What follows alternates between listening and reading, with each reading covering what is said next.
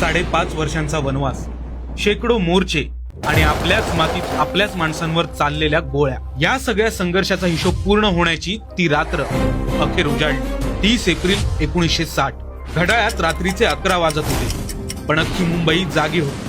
गिरण गावातले चाळींचे दिवे विझले नव्हते, कारण आज प्रत्येक मराठी उंबरठ्यावर विजयाची तोरणं बांधली जात होती. दक्षिण मुंबईत हजारोंचा जनसागर रस्त्यावर उतरला होता. संयुक्त महाराष्ट्र झालाच पाहिजे ही घोषणा आता मागणी नव्हती, तर तो विजयाचा जल्लोष होता. आणि जसा रात्रीचा 12चा ठोका पडला, आसमंत दुमदुमला. फटाक्यांची आतषबाजी आणि आनंदाश्रूंच्या गजरात मध्यरात्री ठीक 12 वाजता आपल्या स्वप्नातल्या मुंबईसह संयुक्त महाराष्ट्राचा जन्म झाला. पण हा विजय जल्लोषाचा असला तरी त्याचा पाया रक्ताचा होता. फ्लोरा फाउंटनला रक्ताने न्हाऊ घालणाऱ्या त्या 108 हुतात्म्यांच्या बलिदानाचं आज सोनं झालं होतं. ज्यांचा मुलगा या लढ्यात शहीद झाला होता, त्या प्रत्येकाच्या आसवांना आज अर्थ मिळाला होता.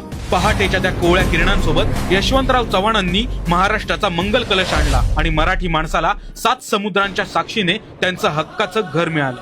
कन्याकुमारी प्रमाणेच आपला महाराष्ट्रही अनेक संघर्षातून, त्यागातून आणि बलिदानातून तावून सुलाखून उभा राहिलाय. हा इतिहास केवळ पुस्तकात वाचण्यासाठी नाही, तर तो आपल्या रक्तात जपण्यासाठी आहे. आज आपण जे स्वातंत्र्याने वावरतोय ना, ते त्या 108 वीरांच्या बलिदानामुळेच. आज ही वेळ फक्त पाहण्याची नाही, तर त्या वीर हुतात्म्यांना साक्ष ठेवून एक शपथ घेण्याची आहे की हा महाराष्ट्र, ही मुंबई आणि ही मराठी भाषा आपण प्राणपणाने जपूया.